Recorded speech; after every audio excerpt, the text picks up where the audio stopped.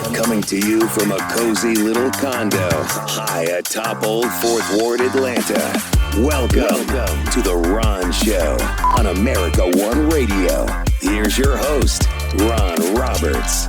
I don't know about you, but as much as I find satire to be funny and comic relief, I'm really f***ing sick of the Onion article that we get to see so routinely. The headline, of course, "No way to prevent this," says only nation where this regularly happens. They've been publishing, give or take, the same article since May of 2014. The article's about 200 words long. They change out a few details here and there to match the current or most recent mass shooting. And trust me when I tell you, I can't imagine that the folks at The Onion take much delight in this. It's just become weaved into our culture to expect to see that satirical headline in our social media. The funny thing about yesterday's mass shooting at Apalachee High School in Winder Barrow County is that we've become so desensitized to mass shootings in this country that it was hardly a ripple on social media. There's a strong chance that by the time I'm done producing this show, there'll be another major story and we'll just move on. I mean, yesterday's show was wrapped and in the books on the air by 9 a.m. And before it re-aired, 5 to 6 p.m. it re-airs, by the way, on America One Radio. I really needed to drop everything I was doing work-wise and revise the show so it would be that current. And I just did not have time, unfortunately. My full-time job, residential real estate, I had a lot to do the last few weeks, and I had to get to that. I had a show in the books, so I thought, I'm good for the day. And then a mass shooting occurred at Apalachee High School in Barrow County, Georgia, not far from where I sit right here in Atlanta. WSB Television's Courtney Francisco was on the scene yesterday as parents were rushing to the campus. I mean, we've seen this tableau so often now, it's almost Norman Rockwellian. Parents rushing to the campus to find out that their child won the survived a mass shooting at school lottery. Well, I want to show you, Linda, we're here on Tom Miller Road as parents are rushing toward the high school to get to their children. This is near Highway 316.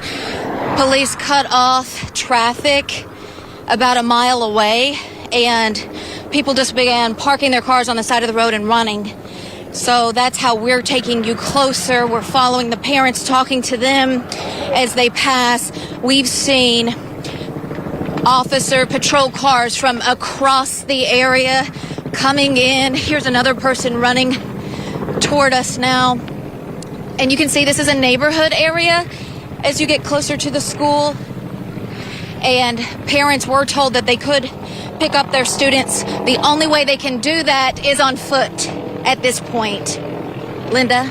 The folks at the Atlanta Journal-Constitution, the digital team, sharing some audio captured from students by reporters there on the ground who reported to the scene as soon as they could. Here's some of what they had to share. Everybody, of course, thought that it was a joke at first. We heard shouting. We heard, the policemen, chasing, going up and down the hallways until there was, shootings happen. We just heard many gunshots in the hallway next to us. We all made sure to get down and as out of sight as possible. Everything was just fine. And then all the screens changed to lockdown, and then I heard about 5 gunshots outside my classroom. Wow. Did it sound like it was close to you, or kind of Yeah, it was right outside. The first thing I heard was a loud boom. Thought it sounded almost like somebody slamming a door. Came out, we heard a bunch of gunshots and everything. We heard a bunch of yelling, cops banging on doors. A lot happened. We were all behind desks and everything. I was terrified. I wasn't texting my family at first because I thought it was just a drill. Right. But I can just like remember myself, like my hands were shaking. Like I don't know, I feel bad because everybody was crying. Everybody was trying to find their siblings. It's pure shock because, you don't expect something like this to happen. Yeah, you and do. Even the drills, they don't prepare you for something like this. So it's just terrible. And my prayers go out to everyone that was injured and killed.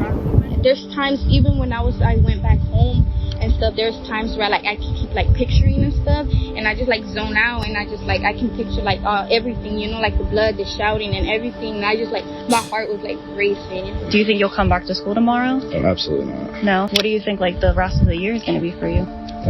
Hard. That's our kids' reality, man. Going through drills to prepare for what is essentially a war zone. A 14-year-old boy had access to an AR-style weapon and brought it to school, which, by the way, had SROs, resource officers, security resource officers, armed on the scene. And I'm not saying that they didn't do their job. It's just that even in doing their job, 2 students, 2 teachers dead. The boy has been identified by the Georgia Bureau of Investigation as Colt Gray, age 14. He was an Apalachee student. He's been charged with murder and expected to be held at a regional youth detention center, according to officials on the ground there. He is being charged as an adult, and investigators, according to the Atlanta Journal-Constitution, released details about a previous investigation involving this kid. According to the reporting on the ground there from, again, the Atlanta Journal-Constitution, Alexa Stephen doing the reporting here that Gray is accused of using an AR platform-style weapon. Ho-hum. Also, identifying the victims, teachers Richard Aspinwall and Christina Irami. Just going to do their jobs as teachers, school teachers. 2 14-year-old students, Christian Angulo and Mason Shimmerhorn. Those are the 4 who passed. Folks, we now have a new high water mark for largest, deadliest mass shooting in Georgia. Or I'm sorry, largest, deadliest mass shooting at a school in Georgia. We've got different categories now. Here is the GBI briefing from last night giving us the latest update. Oh, look, it's Governor Brian Kemp showing up. Why? I don't know. First, you'll hear the voice of Barrow County Sheriff Judge Smith before he introduces Brian Kemp. Good evening. As you can tell, we know that it's been a long day. I want to thank you for being patient with us today. I want to thank you for understanding that this is still an active crime scene. But from the minute that this tragic incident happened today, Governor Kemp has been with me and been talking to me and several times and has been on our side and law enforcement side, and I wanted to introduce him to make a few statements. Again, thank you for your patience, and at this time I'm going to introduce the governor, and then Director Hosey will take answers and questions after that. Real quick, when we hear that a politician has been on law enforcement's side, I have to ask: when law enforcement, when police unions, when police departments, when mayors, when sheriffs tell politicians that they would prefer not to see automatic weapons sold retail in such mass quantities, and politicians shrug and go, well, Second Amendment, what can you do? Is that really on law enforcement's side? Here's the governor. Well, thank you, Sheriff. I just want to thank you and your team for the incredible work that they've done. The response of our first responders today has been unreal. Superintendent LaDuff, Principal Leroy, who just did an incredible job with these kids. This hits home for us. Being from Athens, just down the road, Marty and I, having a daughter that taught first grade just a few years ago, this is everybody's worst nightmare. a preventable one. And I just want to offer my sincere condolences and our thoughts and prayers to the families that have lost loved ones. They're not working. For those that are injured and continuing to fight through just a tragic time for really this whole community that's been affected by today's actions. And I just cannot thank the first responders enough. I cannot thank Director Hosey, Colonel Hitchens, Director Stallings at GEMA, the whole state response. I want to thank Special Agent Farley and her team from the FBI that are embedded with us in the school as we speak, running down every single lead and other things that Director Hosey will mention tonight. I represented Bexar County when I was in the state Senate 20 years ago.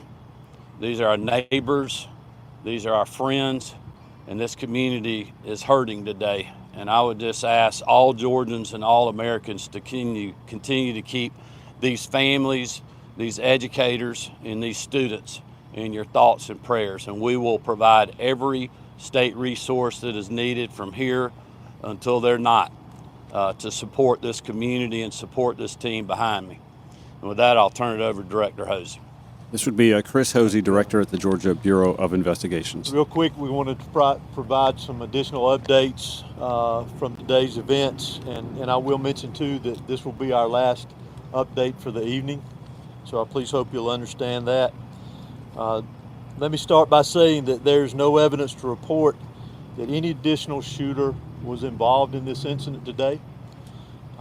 Investigators are actively pursuing, however, any leads of any potential associates of the shooter that was involved in this incident. So I say that to say we're following up any potential leads through the investigation to ensure if there are any associates involved in this that we find them, we identify them. So that's part of, again, the ongoing investigation. There is no evidence of a list of schools being targeted. However, there is a lot of evidence that is being recovered and evaluated. We're going through everything to determine if there is any active threats to any schools in this area, this county, and the state of Georgia. And we will continue to monitor that throughout this investigation, throughout the evening as we carry on. There was a call, as we're aware of, to a local high school as well this morning with a reported threat. Police responded and investigated and determined that there was no threat after all. There's been reports that a Colton Gray, who is another student here at the school, was involved, or Colton Gray was involved in this. If you recall from a previous press conference earlier this afternoon, the individual that we have arrested and will be charged with this, his name is Colt Gray. But there is another student here at the school with a very similar name. We want to ensure everyone that Colton Gray is not involved in this incident. That is the name that I provided you earlier this afternoon. So those reports were inaccurate, if that was passed on to you. I do, however, want to identify the victims of this incident today, those that lost their life in this tragic event. Mason Schermerhorn, age 14, who is a student here at the school. Christian Angelo, who is 14, also a student here at the school. Richard Aspinwall, I'm not sure of his age, but he was a teacher here at the school. And Christina Irmery, I'm sorry for my pronunciation, who is also a teacher here at the school. We will post a list of these victims for the correct spellings for everyone later this evening after we complete the press conference here. Also, as has been released, the FBI's National Threat Operations Center has received anonymous tips in the past of online threats to commit school violence or school shootings at an undetermined location and time. The FBI referred this information to the Jackson County Sheriff's Office for action. The Jackson County Sheriff's Office identified and located Gray, who is our suspect in this case. They conducted an investigation at that time, and there was no probable cause for arrest or to take any additional law enforcement action. This is not recent, this is in the past, but we wanted to bring that to your attention. Because we are pursuing that, working with the FBI on that, and any connection to that incident that could be connected to today's incident as well. Also, we're also aware of some previous contacts that the Department of Family and Children Services in the area had with the suspect and his family, and we are pursuing that avenue as well too, to see if that has any connection with today's incident. Let me stress again, as we have many times, that this is still a very fluid investigation. It is still very active. We will have agents, and there will be law enforcement personnel that will be pursuing investigative leads and collecting evidence throughout the night and into much of tomorrow, I would anticipate as well. We again ask for your patience in that. This is a criminal investigation, and we're going to treat it like that. So I apologize ahead of time if we don't answer some of the questions that you may ask, so please understand. I also want to bring note to one very special thing that we do not need to forget about here, is we have heroes in our midst. We've talked about our law enforcement personnel, our fire, our EMS. Those that are deceased are heroes in my book. Those that are in the hospital recovering right now are heroes in my book. But also the heroes that we need to remember is our faculty and staff here at this school. They acted admirably. They were heroes in the actions that they took. The protocols at this school and this system activated today prevented this from being a much larger tragedy than what we had here today. So I want to recognize them as heroes, because they are. And continue with our thoughts and prayers, as has been mentioned, for the families that were lost here today, those that were lost here today, those that are recovering in the hospital, and obviously those that were affected directly by this tragedy here at the school, and all of the community of Barrow County. We need to continue to have them in our thoughts and prayers. This is The Ron Show on America One Radio and Progressive Voices via TuneIn. Obviously, you can follow The Ron Show on your preferred social media platforms. That would be at Ron Show ATL. Show notes. After each episode, we put those up at ronshowatl.com. A friend of mine is an Apalachee High School graduate, teaches here in Metro Atlanta. Yesterday, posting on Facebook, y'all's thoughts and prayers about school shootings are not working. So what are you going to do now? I'm an educator, gun owner, a veteran, and an alumni at Apalachee High School.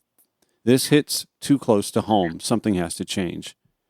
Another friend of mine joining me who actually was in the classes at Harlem High School in 1993, which I believe may have been the largest mass shooting before yesterday in the state of Georgia. Jennifer joins me. We grew up, by the way, blocks from each other.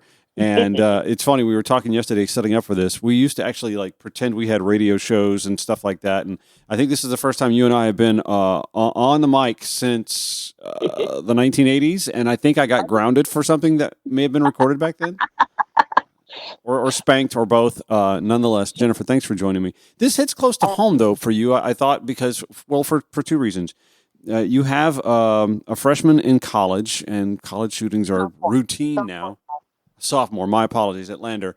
You also have a freshman in high school now, and you survived a mass shooting. You lived through a mass shooting. Your thoughts on what happened yesterday and what sort of memories this triggered? You know, every time we hear of a mass shooting, it automatically brings it back to the surface. 31 years later, March 18th was 31 years. I remember that morning just like any other, because it was between homeroom and first period. We were, I'd worked at the school store, and we had left there, and a friend of mine had graduated or completed the credit requirements in January. So his sister and I were actually going to Miss Sherrouse. I'm sure you remember her. I do. And we had went in there and we had paid his cap and gown fees. And as we walked out, we hear over the PA this weird call. They called for Coach Hammer to come to the office. And the next thing I know, Miss Sherrouse is grabbing Deb and I both by the arm and throwing us back in the classroom. And we're looking at her like, lady, what is your problem? And we go to open the door again. She's like, no, don't open that door. And we hear screams coming down the ramp as voices getting louder and louder running towards us. And we're like, what the hell is going on? And that's when we found out that there had been, I guess, a skirmish. Was it over a girl or something like that? I'm trying to remember. There was allegations made And I don't know if there was any truth to the allegations. There was allegations made that the shooter had sexually assaulted a relative of the two victims. Yeah. And no police charges were filed because, of course, there was no proof as to what had happened. Mm-hmm. So, but, the cousins were still standing up for the baby cousin. So they're constantly into it. And, they had been in the office with the principal several times that year already because of this. And that morning, I later learned out, the mother of the shooter had actually called the school and said, "Hey, look, my gun's missing. You need to be concerned." Mm. And so they were like, "Yeah, okay, well, what we'll do is we'll wait until everybody gets settled in the first period," because, they did the morning announcements during homeroom, but they said once everybody's settled in the first period, then we'll pull them all out into the office and we'll see if we can squash this. Right. The shooting took place between homeroom and first period. Isn't that something? Rodriguez Gibson was 15 years of age back then. Died of a gunshot wound. Rico Lee, 17, also shot. I'm trying to remember. Did he die, or was just the one? Was the one death, right? Rico actually survived the shooting. They took him from the high school out to Eisenhower. Mm. Because actually myself and a few others were the only ones who had the clearance to go to Eisenhower, with our dads being military and everything. Right. And we went and saw him in the hospital and checked up on him and made sure he was okay. And, that's when we had learned. I actually had heard beforehand, but that was when we officially learned that Pony had died. Yeah. So just a few more seconds here before we have to go. Is there your youngest is in high school now? I mean, school literally just got back into session. Have they gone through active shooter drills so far? Do you know? What are they? Do they tell you anything like this as a parent? We've had a lockdown. I want to say it was last week or the week before. They'll have the lockdowns, of course, for active shooter drills. I want to say it was last week that we actually got the text saying that they had it. And I remember making the comment that. And I hate to say this, but if they were to do an active shooter, the most effective way they could do it would be a fire drill.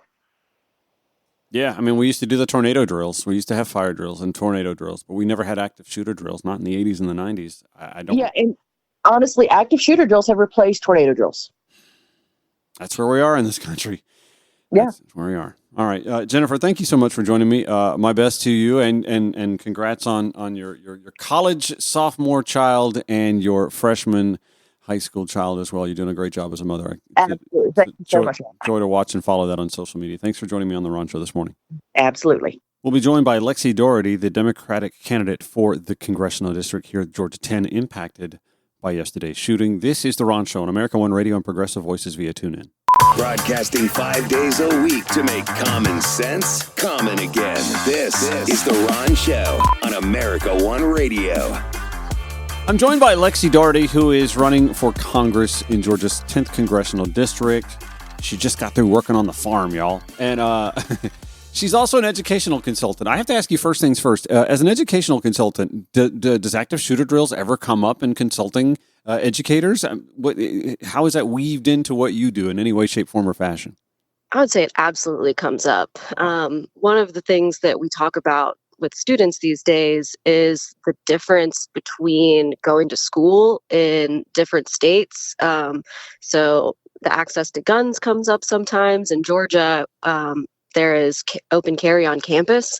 And so we talk, that comes up sometimes. And then also the abortion issue comes up sometimes. A lot of students are afraid to go to states, where their lives are at risk for either of those reasons. So it's very sad that students these days have to think about these things, but it's absolutely on their minds.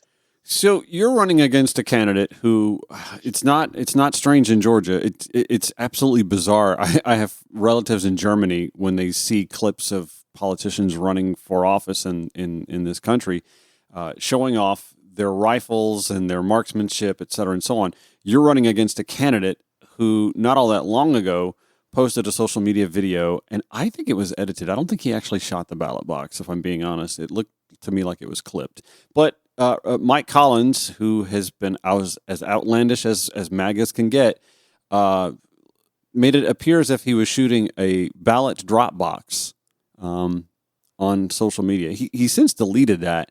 I don't know, just out of respect for whom, but has since deleted that. I hadn't seen that. But I'm just kind of curious, running against someone like that in a district like Georgia 10.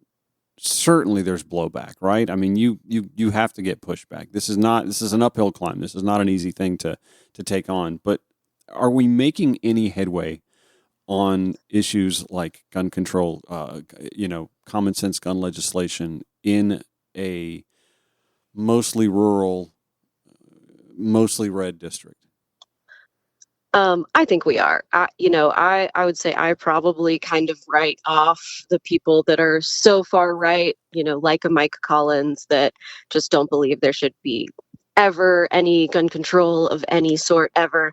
But there's a lot of people, even people that kind of lean conservative, that are concerned about gun violence and concerned about the fact that the number one cause of death of children in our country right now is firearms. So, I talk to a lot of people, and the reality is most of us fall somewhere in the middle. Most of us don't want guns to be completely banned, but most of us also don't want, anyone, Joe Smith, to be able to walk into a gun store and take home an AR-15 with, no background check, no licensing, we know nothing about who has some of these guns. So I think, like I said, just the vast majority of people understand that it should be just basic gun safety to give everyone background checks, to make sure that, we incentivize safe storage so that kids can't get a hold of guns and either shoot themselves or others accidentally or intentionally. So, I do think we are making some change. And the sad truth is that I think school shootings are a part of that. I know that Representative Dr. Michelle Au had been trying to just pass some common sense gun storage legislation here in the state of Georgia, and only recently was even granted the opportunity to hold hearings on the effectiveness of doing this, in the General Assembly. And again, it didn't come up where we could get enough votes to pass something like that. Speak to, because you're a Georgia native. You grew up on the farm. Speak to the culture and the what's the word I'm looking for here?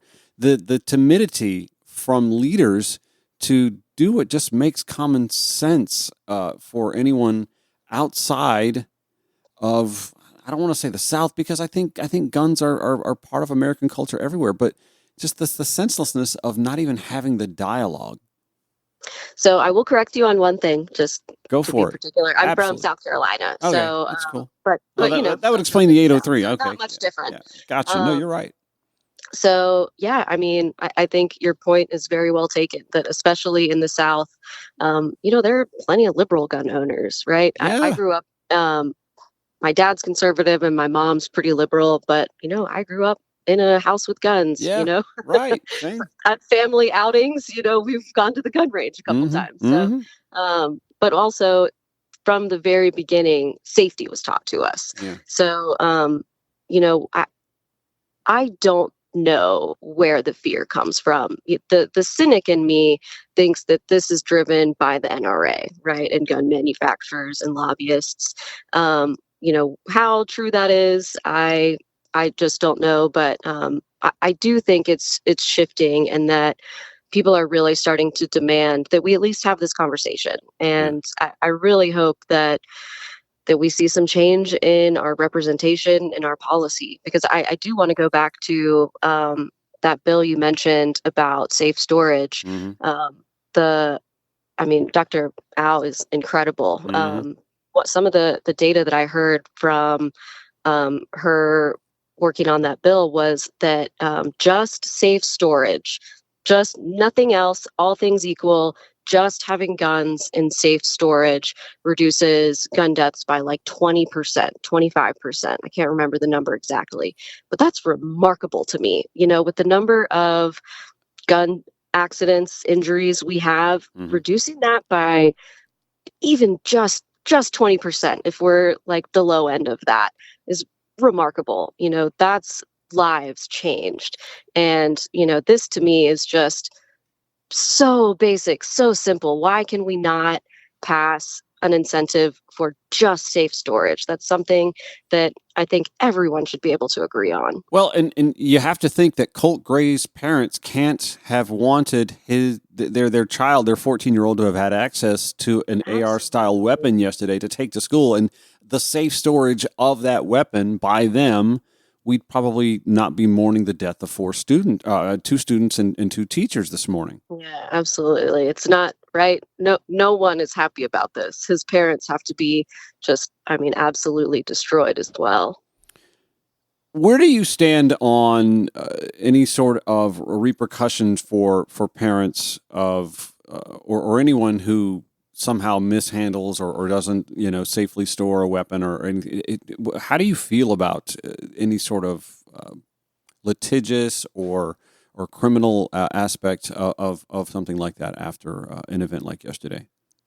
I feel that it should be pretty conservative. I would say to bring charges against, parents or anyone that allows guns to get into the wrong hands. Mm-hmm. I would want there to be like serious negligence.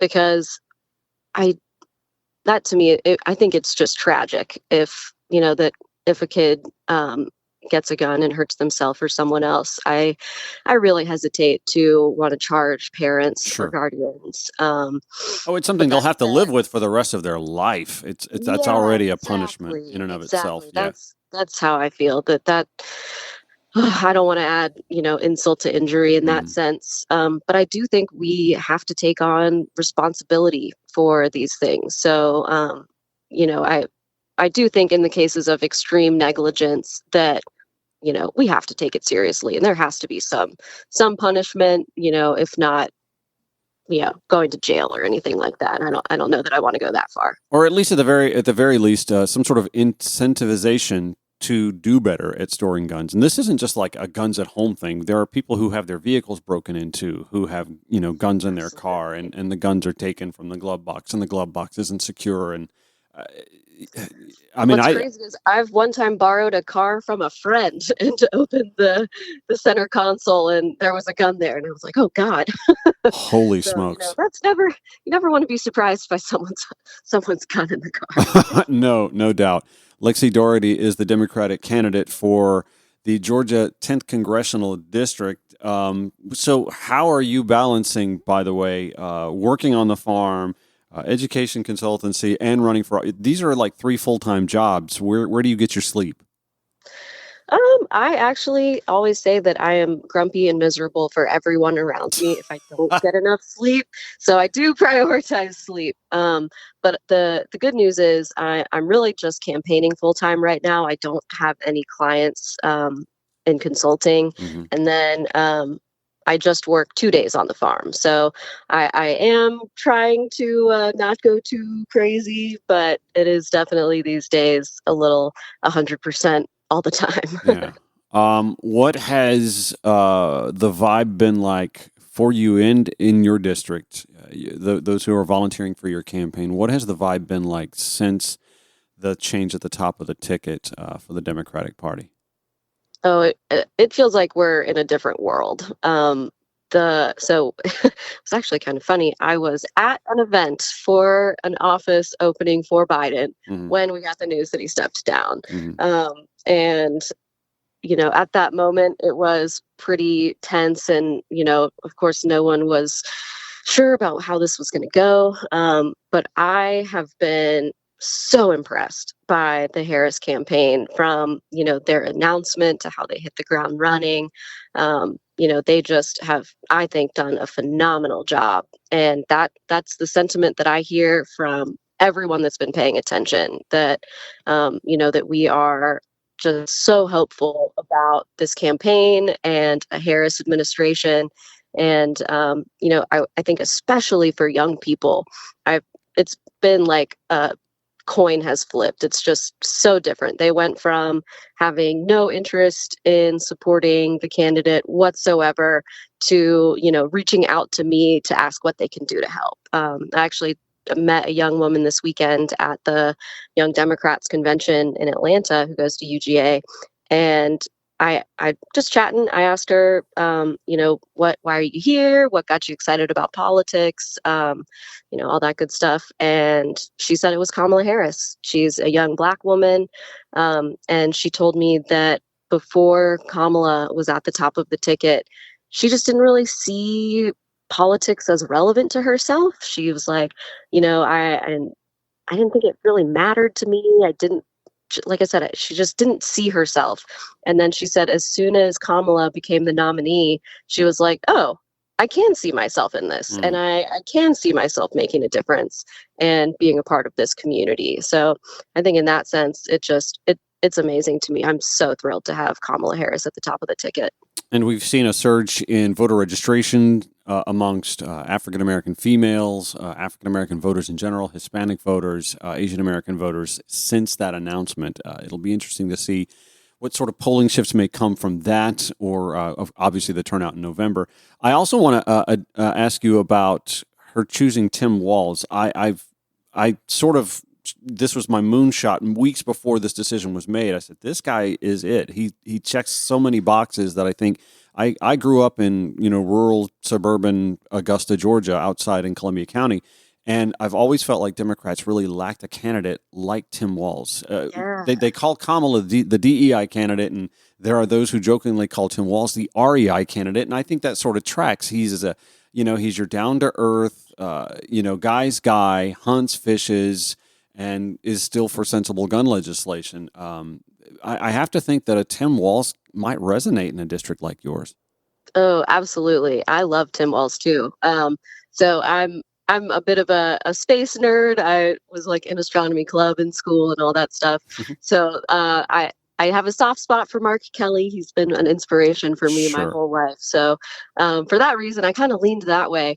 But now that Tim Walz is the VP pick, I could not be happier. I think you're absolutely right that he's someone that both just is a perfect example of, progressive family values while also being just like a regular old dad, like you said, hunts, fishes, goes to the fair with his kids, eating meat on a stick. Like that to me is like every, 50, 60-year-old man that I grew up with. Right. That's like, I could have known a million Tim Walz, and I love it. Lexi Doherty is a candidate for Congress in Georgia's 10th Congressional District, taking on Mike Collins. That brings me back actually to thinking about his Tim Walz past as a teacher and an assistant football coach. We lost an assistant football coach at Apalachee High School in this shooting, Richard Aspinwall. Also another teacher, Christina Irami. These are just two people who went to their jobs, to do their jobs, teaching kids, like the other two victims, the 14-year-olds, Christian Angelo and Mason Schermerhorn. And I can't believe that we've had another one of. I mean, I can believe. What am I saying? I absolutely believe this. It's just stunning that we can't get much action done on sensible gun legislation. Mike Collins was quick to politicize the passing of Laken Riley, but I'd be hard pressed. In fact, I can't see anything on his social media even insisting that anyone in Washington say their names. Yeah, absolutely. I think you hit the nail on the head. I just keep saying that I'm shocked but not surprised that we are having this conversation again for, I don't know, the 1,000th time. No one should go to school and fear for their life. No one should go to work and fear for their life. I just think the bottom line to me is that this is unacceptable. And I think there's a lot of conversations we can have about what gun safety legislation looks like. But to me, just the only wrong answer is continuing to do nothing. Yeah. And that's what we've seen. Just a whole lot of nothing. Going to take a quick break and come back and speak with Lexi Daugherty. I've been wanting to get you on the show for a while, and unfortunately, you're like, oh yeah, we'll get around to that, and then didn't. That's mostly my fault. Yeah, So life is crazy. I wish we were chatting under better circumstances. But I do want to give you a second here in just a few minutes. I'm going to take a quick break and come back, and we'll talk about some other key issues that you're running on. We're with Lexi Daugherty, running for Congress, Georgia's 10th Congressional District. And I want to thank her for joining me. Of course, the occasion is more solemn than we would have liked, but we'll have her back in just a few minutes to talk about some of those other issues. On The Ron Show, the America One Radio app, AmericaOneRadio.com, on demand at ProgressiveVoices.com, or wherever you podcast.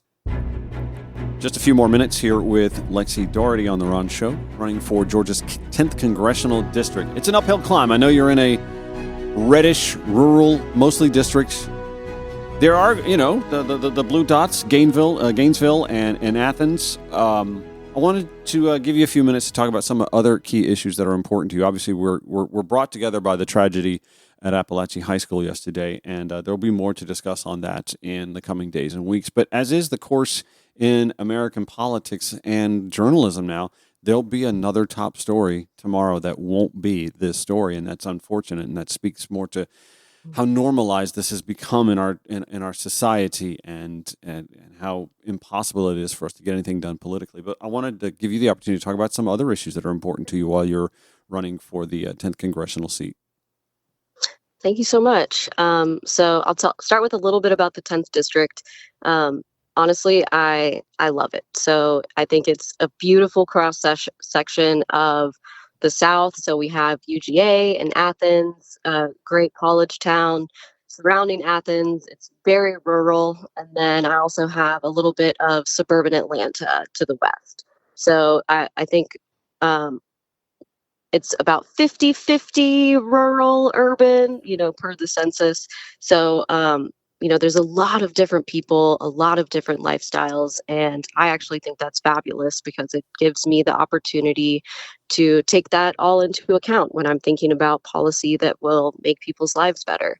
So really, the reason that I decided to run is pretty simple. I think I just believe that we can have a functional government that works for people. And sometimes that's apparently a radical idea. But my parents worked hard, and I've been incredibly lucky in my life. I've had every opportunity. I got a great public education, my parents were able to help me through college, though I still have some student loans to pay off. But like I said, I've had every opportunity I could ever want. And there's a lot of families that just don't have that. Mm-hmm. There are plenty of families where both parents are working hard, have two jobs and still struggle to pay rent, struggle to get food on the table, can't get their kids to college. And, that's just unacceptable to me. I keep coming back to the fact that in the richest country in the world, we should not have such extreme income inequality to where we have, so many children living below the poverty line. Like we have the ability to solve extreme poverty in this country. And, from my perspective, it is a policy decision that we have not. So that's kind of where I come from, that I see so many people that work incredibly hard and still can't get ahead. And, I just think it's our responsibility to get involved and do something to change that. You also mentioned, and I'm sitting here going through your website, I see, a lot of, I think, hat tipping to your rural part of your congressional district. Protecting natural resources used to be something that I thought was conservative and seems to have gotten lost. But speak to your platforms and policy positions that I think actually would resonate with conservative voters if they would take the fingers out of the ears and give you a listen. Yeah, I think you kind of hit the nail on the head. So I grew up rural. I've worked on farms my whole life, and I went to school for geology. So I think I kind of have this kind of interesting combo of, both like understanding the science of climate change and being concerned about that aspect, but also just being concerned about protecting family farms. And, out here, it seems like by the day we see farmland get turned into another subdivision. Yeah. And, it's not good for our soil. It's not good for our water. It's not good for the stability of our food supply chain. Yeah. When we have all of our food coming from these monster conventional farms, we are at a higher risk when we do have droughts from climate change, and crops fail. So to me, it just all ties together. And I think, and especially in that aspect, it doesn't come out in a lot of the political discourse. But I do think conservatives and liberals are far more aligned than pundits make it sound like we are. It somehow has fallen to like whether or not you believe in climate change, which I think is the wrong way to be talking about this conversation, because especially where I live, we're talking about this climate legislation from the infrastructure bill has a lot of money for farmers. Yeah. So conservation investments and renewable energy investments, so farms can update. These investments in our rural communities are better for the environment, but they are also better for the bottom line of farmers. So I think it's something we definitely need to be talking about more. And I'm happy to kind of carry that torch. That's really where my heart is. Lexi Doherty running for Congress in Georgia's 10th Congressional District, taking on Mike Collins, the incumbent. I want to thank you for joining me. I hate that we had to do it under such solemn circumstances. Thank you so much for having me, Ron. I would love to chat anytime. Again, like you said, hopefully under better circumstances next time. Yes, ma'am. Show notes, ronshowatl.com. Back tomorrow, 9 to 10 a.m. on America 1, 5 to 6 p.m. the replay, and 7 to 8 p.m. weeknights on Progressive Voices via TuneIn.